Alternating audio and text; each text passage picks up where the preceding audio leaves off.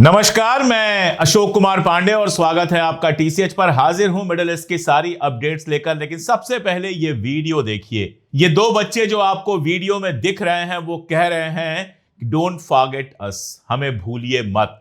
गजा के सवाल उठाते रहिए क्योंकि गजा के बच्चों की जिंदगी खतरे में है। और इसके बाद जो वीडियो आप देख पा रहे हैं उसमें ये बच्चे अपने बाप के साथ हैं और ये कह रहे हैं कि चाहे कुछ भी हो जाए हम गजा को छोड़कर जाने वाले नहीं। इजराइल चाहे जो भी प्लान बना ले, चाहे जितने भी बम गिरा ले, चाहे जितने भी लोगों को मार दे, हम गजा छोड़कर नहीं जाएंगे, हम यही रहेंगे। ये दो वीडियोस मुझे सोशल मीडिया पर मिले थे और इन्हें देखते हुए मेरी आंख भर आई थी। दुनिया ने किस कदर धोखा दिया है गजा को, दुनिया ने किस कदर धोखा दिया है ह्यूमैनिटी को, दुनिया ने किस कदर उन सिद्धांतों को, उन सारे मोरल्स को गड्ढे में डाल दिया है जिनकी बात सारे बड़े बड़े नेता बड़े बड़े मंचों से करते रहते हैं। वरना इतने सारे बच्चों के सामने भूख का इतना बड़ा संकट हो जाए, इतने सारे बच्चे मारे जाएं और दुनिया में खामोशी रहे, इजराइल को फ्री हैंड मिला रहे, ये मुमकिन नहीं था। और अब तो यूनाइटेड नेशंस ने भी बिल्कुल क्लियर कर दिया है, आईपीसी की रिपोर्ट आई है, उसने बिल्कुल साफ कर दिया है कि गजा के अंदर फेमीन है, गजा के अंदर भूखमरी है, गजा के अंदर अकाल जैसी कंडीशन बनी हुई है, गजा में खाने की समस्या है, गजा में लोग भूख से मर रहे हैं। ये सारी बातें आईपीसी ने अपने रिपोर्ट में बिल्कुल सामने कर दी हैं। और आईपीसी की कोई रिपोर्ट हम और आप मिलकर नहीं बनाते, ये यूनाइटेड नेशंस की रिपोर्ट है, ये दुनिया भर में मानी जानी चाहिए। और दुनिया भर में बयान तो आ रहे हैं लेकिन अब सच में कोशिश होनी चाहिए कि गजा में कोई भूख से ना मरे। आप सोचिए, एक तरफ आईपीसी कह रहा है कि गजा में भूखमरी है और आप बेशर्मी देखिए, नेतन्याहू एक के बाद एक ट्वीट करता है और लिखता है कि गजा में जो भूखमरी की खबर है वो झूठ है। आईपीसी जो है वो हमास के इशारे पर काम कर रहा है, सारी दुनिया झूठ बोल रही है। जो डॉक्टर्स वहां गए हैं वो झूठ बोल रहे हैं, जो पत्रकार वहां गए हैं वो झूठ बोल रहे हैं। पत्रकारों की हालत तो यह है कि इजराइल के हर पाप में जो भागीदार है अमेरिका, उसके राष्ट्रपति ट्रंप ने भी कहा था कि वहां जर्नलिस्ट को अलाउ करना चाहिए, सहाफियों को वहां जाने देना चाहिए। लेकिन इसकी जगह पर इजराइल कर क्या रहा है, लगातार सहाफियों को मार रहा है ताकि वहां की खबरें बाहर ना आ सकें। नेतन्याहू कह रहा है कि यह झूठ है, लोग वहां मर नहीं रहे। जो इतने वीडियोस आ रहे हैं, इतनी तस्वीरें आ रही हैं, ऐसी ऐसी तस्वीरें और ऐसे ऐसे वीडियो जो हम आपको चाहें तो भी नहीं दिखा सकते हैं। यूट्यूब वीडियो को चलने ही नहीं देगा, बंद करा देगा। नेतन्याहू कह रहा है कि सारी दुनिया की जो ग्लोबल मीडिया है वो हमारे खिलाफ हो गई है, एल्गोरिदम ऐसा बनाना चाहिए। वो ट्विटर और फेसबुक और सबसे कह रहा है कि एल्गोरिदम ऐसा बनाया जाना चाहिए कि इजराइल के खिलाफ जो खबरें हैं वो दिखाई न दे। और हमें भी इसका एहसास हो रहा है, यूट्यूब पर जो हम वीडियोस बनाते हैं गजा को लेकर, उनकी रीच लगातार कम की जाती है। इसीलिए आपसे मैं लगातार अपील करता हूं, आप अगर ये वीडियो देख रहे हैं तो अपने दोस्तों और रिश्तेदारों तक भेजिए। जानबूझकर गजा पर बात करने वालों की रीच दबाई जा रही है, जानबूझकर गजा पे बात करने वालों को लगातार परेशान किया जा रहा है और यह सब इशारे पर हो रहा है अमेरिका और इजराइल के। नेतन्याहू तभी इतनी बदतमीजी के साथ और इतनी बेशर्मी बेहयाई के साथ आकर कहता है कि गजा में कोई भुखमरी नहीं है। और आप सोचिए, अमेरिका का जो एम्बेसडर है गजा के अंदर रहने वाला तो अमेरिका का है, लेकिन बोली बोलता है इजराइल की, कहता है कि गजा में भुखमरी की खबर गलत है। अगर गजा में भूख है तो उसका जिम्मेदार हमास है। 80% एड जो है वो हमास चुरा ले रहा है। ये सब झूठ है। अमेरिका से ही रिपोर्ट आ चुकी है, पहले मैं आपको दिखा चुका हूं, बता चुका हूं कि हमास कोई एड चोरी नहीं कर रहा है। यूएनआरडब्ल्यूए जिसको बंद कर दिया गया, जिसके ताले लगा दिए गए, उसने एक तस्वीर जारी की जॉर्डन की। जॉर्डन में जो यूएनआरडब्ल्यूए का गोडाउन है उसमें सारा खाना पड़ा हुआ है, हजारों पैकेट, लाखों पैकेट्स पड़े हुए हैं, बोरियां भरी हुई हैं, गोडाउन पूरी तरह से फुल है। लेकिन इस खाने को, इस अनाज को, इन बाकी सारी चीजों को गजा तक, फलस्तीन तक पहुंचने नहीं दिया जा रहा। आप सोचिए, वेस्ट बैंक के अंदर 80 पेड़, ओलिव के, जैतून के 80 पेड़ जो हैं वो काट दिए गए। दुनिया की कोई सेना होगी जो पेड़ काट दे सिर्फ इसलिए क्योंकि वो फलस्तीनियों के पेड़ थे? तो जो सरकार पेड़ काट सकती है, जो सरकार गजा में पानी का पहुंचना बंद करा सकती है, पानी पर कंट्रोल कर सकती है कि पानी ना पहुंचे गजा के अंदर, उस सरकार का मुखिया पूरी बेशर्मी से कहता है कि गजा के अंदर कोई भुखमरी नहीं है। और अमेरिका का जो राजदूत है वो कहता है कि हमास चोरी कर ले रहा है, हमास और कुछ नहीं कर पा रहा है, ऐड चोरी कर ले रहा है बस। जीएचएफ बना था, अमेरिका और इजराइल ने दावा किया था कि लोगों तक खाना पहुंचेगा, लेकिन जीएचएफ में जो लोग थे कहने के लिए वो गाजा के हेल्प के लिए फाउंडेशन था, लेकिन वो तो गोलियां चला रहे थे। रोज 50-100 लोग मारे जाते हैं जो अनाज लेने के लिए लाइन में खड़े होते हैं। छोटे छोटे बच्चे पानी लेकर जाते हुए देखे हैं हमने, छोटे छोटे बच्चे अनाज ढोकर लेकर जाते हुए देखे हैं हमने, और ऐसे बच्चों पर भी गोली चलाई गई है। एक तस्वीर आई थी जिसमें एक छोटा बच्चा पहुंचता है काफी दूर तक पैदल चल के, एक अमेरिकी सैनिक को हाथ मिलाता है, उसका शुक्रिया कहता है कि आपने अनाज दिया, और फिर उसके थोड़े देर बाद उस बच्चे को गोली मार दी जाती है। आप सोचिएगा कि ये इंसान कहे जाने के लायक भी हैं कि नहीं, ये हैवान के अलावा और क्या हो सकते हैं। खाना लेने आए हुए लोगों के ऊपर गोली चलाने वाले हैवान के अलावा और क्या हो सकते हैं।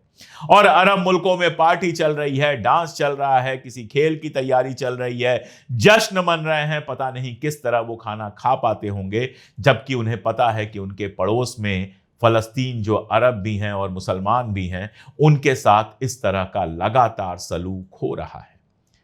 यूनाइटेड नेशंस की तरफ से यह क्लियर घोषणा हो जाने के बाद अब कम से कम दुनिया को कदम उठाने चाहिए कि गजा के अंदर भूख की समस्या ना रहे। अमेरिका की तो आप छोड़ ही दीजिए, आपको एक कोट दिखाता हूं गद्दाफी का। गद्दाफी ने कहा था कि अमेरिका के लोग मुझे पसंद हैं, अमेरिका के लोगों से मुझे कोई दिक्कत नहीं है, लेकिन वहां जो ज़ायनिस्ट लॉबी है वो लगातार मजबूत होती जा रही है, और ये बात 20 साल 30 साल पहले कही थी, वो लगातार मजबूत होती जा रही है, और एक दिन ये ज़ायनिस्ट जो हैं वो अमेरिका पर कब्जा कर लेंगे और अमेरिका को बर्बाद कर देंगे। वही प्रोसेस चल रहा है। ट्रंप जितना उछल ले, जितनी बातें कर ले, जितना टैरिफ लगा ले, लेकिन ज़ायनिस्ट लॉबी वहां पर इतनी मजबूत हो चुकी है कि वो आज नहीं तो कल अमेरिका को खा जाएगी। तब जाके अमेरिका के समझ में आएगा कि वो किस हैवान की मदद कर रहा था। मैं आपको बताऊं अमेरिका के हालात, जो लोग पहले से मेरा वीडियो देखते हैं वो जानते होंगे। मैथ्यू मिलर कई बार मैं दिखा चुका हूंगा, जो बाइडेन के टाइम में ये आदमी जो था वो व्हाइट हाउस का प्रवक्ता था। इसका एक बयान आया है, अभी कुछ दिन पहले इसका बयान आया था कि यह बिल्कुल सच है कि इजराइल जेनोसाइड कर रहा है। अब इसका एक बयान आया है, अंग्रेजी में है, छोटा सा बयान 40 सेकंड का, सुन लीजिए। The secretary was laying out all of our concerns to the prime minister and to the rest of the war cabinet. And he said, without a plan for the day after the conflict, you're going to be dealing with an insurgency in Gaza forever. You have continued instability in the West Bank. You are making it impossible to realize the dream that the state of Israel has had since its founding. You're going to be bogged down here fighting this war for years and decades to come. And the prime minister said, you're right. We are going to be fighting this war for decades to come. That's the way it's been. That's the way it's going to be. तो ये आदमी बिल्कुल साफ कह रहा है कि जितनी बार भी सीज फायर का मामला, जंगबंदी का मामला बिल्कुल करीब पहुंचा, नेतन्याहू ने जानबूझकर उसको लागू नहीं होने दिया। किसी न किसी तरह से ऐसा कोई अड़ंगा डाल दिया कि सीज फायर ना हो सके। जब तक कुर्सी पर था तब तक नहीं कहा। क्यों? इसका कहना है इसलिए नहीं कहा क्योंकि हमास को उसका फायदा मिलता। वाह, मतलब इजराइल के पाप आप छुपा रहे थे। इजराइल जो बाइडेन के समय अमेरिका से साफ साफ कह रहा था कि बरसों बरस हम लड़ना चाहते हैं, हम किसी तरह का सीज फायर नहीं चाहते हैं, हम चाहते हैं ये जंग बरसों बरस चलती रहे। और क्यों? आईडीएफ के सोर्सेज से टाइम्स ऑफ इजराइल ने आज एक खबर छापी है कि आईडीएफ यानी इजरायली डिफेंस फोर्स यानी इजराइल की आर्मी कह रही है, उसके आर्मी के सोर्स कह रहे हैं कि नेतन्याहू जंग इसलिए चाहता है ताकि उसकी सत्ता बनी रहे, ताकि उसकी कुर्सी बनी रहे, और इसीलिए वो अमेरिका से कह रहा था कि मैं बरसों बरस जंग चाहता हूं। ये तो वो भी जानता है कि गजा के अंदर, फलस्तीन के अंदर उसे बरसों बरस लड़ना पड़ेगा और उसके बाद भी सफलता मिलेगी, वो कब्जा कर पाएगा, ये तय नहीं है। वो बरसों बरस लड़ना चाहता था, वो खान यूनुस को बर्बाद करना चाहता था, वो गजा को बर्बाद करना चाहता था, वो पूरे फलस्तीन को शुरू से बर्बाद करना चाहता था। होस्टेज को छुड़ाना या बाकी कुछ उसकी नीयत में था ही नहीं। उसकी नीयत में सिर्फ और सिर्फ फलस्तीनियों की तबाही थी। आज ट्रंप कह रहे हैं कि शायद 20 के आसपास होस्टेज बचे हैं। जितने होस्टेज मारे गए हैं उनके लिए अगर कोई जिम्मेदार है तो सिर्फ और सिर्फ नेतन्याहू। मैथ्यू मिलर का यह बयान बताता है कि साल भर पहले भी समझौते हो सकते थे। हमास समझौते के लिए राजी हो चुका था। इजराइल के जो बातचीत करने के लिए लोग गए थे वो समझौते के लिए राजी हो चुके थे। अगर समझौता नहीं हुआ, अगर जंगबंदी नहीं हुई तो उसके लिए सिर्फ और सिर्फ नेतन्याहू जिम्मेदार है। और अगर जंगबंदी ना होने के लिए नेतन्याहू जिम्मेदार है तो जितने लोग मारे जा रहे हैं, चाहे वो गजा के लोग मारे जा रहे हों, चाहे इजराइल के सैनिक मारे जा रहे हों, चाहे इजराइल के होस्टेज मारे जा रहे हों, इन सब के लिए कोई जिम्मेदार है तो सिर्फ और सिर्फ नेतन्याहू। और ये बात कोई समझे ना समझे, दुनिया के लोग समझना शुरू कर चुके हैं, दुनिया की आवाम समझना शुरू कर चुकी है। मेरे लिए निजी तौर पर यह खुशी की बात है कि मुंबई में आजाद मैदान में एक शानदार कार्यक्रम हुआ फलस्तीन के पक्ष में, जहां स्वरा भास्कर और बहुत सारे लोगों ने अपनी बात रखी और फलस्तीन के पक्ष में अपनी बात रखी, फलस्तीन की भुखमरी के खिलाफ बोला। और कल दिल्ली में एक बड़ा कार्यक्रम हुआ जंतर मंतर में, जहां सैकड़ों लोग इकट्ठा हुए गजा के पक्ष में, जिन्होंने कहा कि गजा के अंदर जेनोसाइड बंद करो। ये जो वीडियो आप देख रहे हैं ये अमेरिका का वीडियो है, जिसमें एक अकेला आदमी अपनी साइकिल पर फलस्तीन का झंडा लेकर जा रहा है और कह रहा है जेनोसाइड रोकिए। इसके अलावा भी दुनिया भर में लगातार इजराइल के खिलाफ लोग हो रहे हैं, लगातार नेतन्याहू के खिलाफ हो रहे हैं। किसी के समझ में अगर नहीं आ रहा है तो वो अमेरिका के हुक्मरानों के समझ में नहीं आ रहा है, क्योंकि आईपैक से इतना पैसा ले चुके हैं और शायद उनकी वीडियोस इस तरह की वीडियोस उनकी इजराइल के पास पड़ी हुई हैं कि वो इजराइल के गुलाम बन के रह गए हैं। और यकीन जानिए कि इजराइल अपने साथ साथ अमेरिका को भी तबाह कर देगा अगर यही सब लगातार चलता रहा।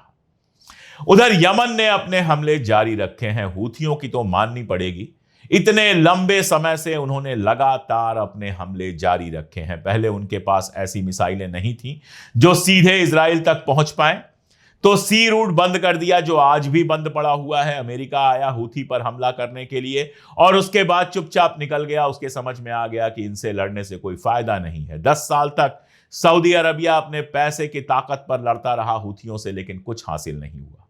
कल हूथी ने फिर एक मिसाइल का हमला किया है और यह मिसाइल का हमला वाईटी नेट न्यूज बता रहा है कि बिल्कुल जमीन तक पहुंचा है। उसका कहना है 80 साल की बुढ़िया का एक घर बर्बाद हो गया है।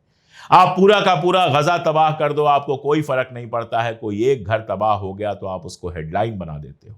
खैर, एक बात तो बहुत क्लियर है कि इजराइल इस मिसाइल को इंटरसेप्ट नहीं कर पाया। यह मिसाइल जमीन तक पहुंची और इसका मतलब यह है कि आने वाले वक्त में हूथी की और मिसाइलें इजराइल को झेलनी पड़ेंगी। इजराइल को और नुकसान झेलना पड़ेगा। वो छुपाते हैं मरने वालों की संख्या, इसलिए यही कह रहे हैं कि कोई नहीं मरा है, लेकिन अगर जमीन तक मिसाइल पहुंची है तो यह मुमकिन ही नहीं है कि किसी तरह का कोई नुकसान ना हुआ हो। तेल अवीव के अंदर हालत यह है कि लोग लगातार सड़कों पर आ रहे हैं और नेतन्याहू की मुखालिफत कर रहे हैं।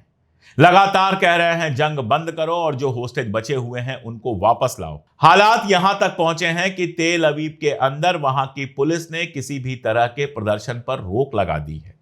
यह जनता से डर है। इजराइल की जनता लाखों की संख्या में सड़क पर उतर रही है और नेतन्याहू की मुखालिफत कर रही है। पुलिस के रोक लगाने से इस तरह की चीजें नहीं रुकती हैं। नेतन्याहू की कुर्सी लंबे समय से डगमगा रही है और देखिएगा इजराइल के अंदर के विवादों से ही नेतन्याहू को कुर्सी खोनी पड़ेगी।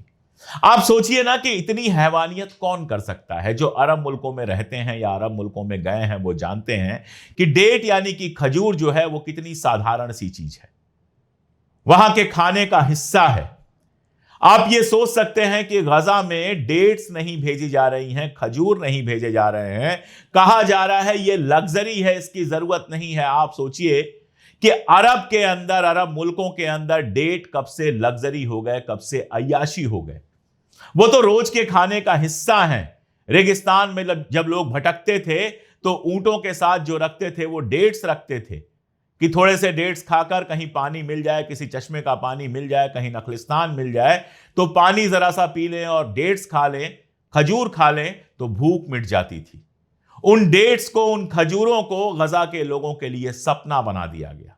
बीबीसी ने एक रिपोर्ट छापी है जिसमें वो कहता है कि इजराइल ने किस तरह से गजा के लोगों को भूखों मारा है, कैसे भूख वहां पर एक समस्या की तरह खड़ी की गई है। और साथ में एक और रिपोर्ट है जिसमें एक महिला कहती है कि मेरे सबसे छोटे बच्चे को यह पता नहीं है कि फलों का स्वाद कैसा होता है, फल खाने में कैसे होते हैं उसको पता नहीं है, क्योंकि जब से वो पैदा हुआ है उसको फल खाने को मिले ही नहीं है।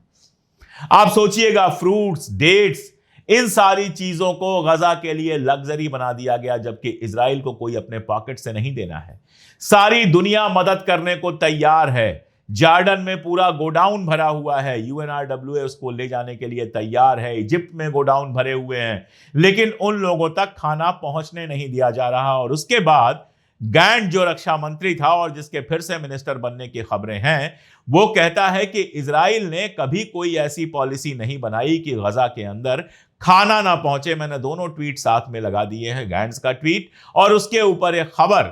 और ये जो खबर है वो 2 मार्च 2025 की है, जिसमें नेतन्याहू कह रहा है कि गजा के लिए हमने सप्लाईज रोक दी हैं, गजा में इमदाद जाना हमने रोक दिया है। आप सोचिएगा, इतने बड़े झूठे शायद दुनिया के किसी और मुल्क में ना पाए जाते हों। और ये झूठ दुनिया के सामने भी खुल रहा है, और ये झूठ जो है वो इजराइल के लोगों के सामने भी खुल रहा है। 62% इजरायली, एक सर्वे बताता है, और इजरायली अखबार का सर्वे बताता है कि 62% इजरायली मानते हैं कि नेतन्याहू ने इजराइल के अंदर अपना कॉन्फिडेंस खो दिया है। 62% इजरायली यानी कि 62% इजरायली नेतन्याहू को प्राइम मिनिस्टर की तरह नहीं देखना चाहते हैं, और अपनी कुर्सी बचाने के लिए अमेरिका की मदद से वो कर रहा है इजराइल जो दुनिया में कहीं न पहले कभी देखा गया न सुना गया। हिटलर ने जितना कुछ यहूदियों के साथ किया था उससे ज्यादा गजा के लोगों के साथ नेतन्याहू कर रहा है।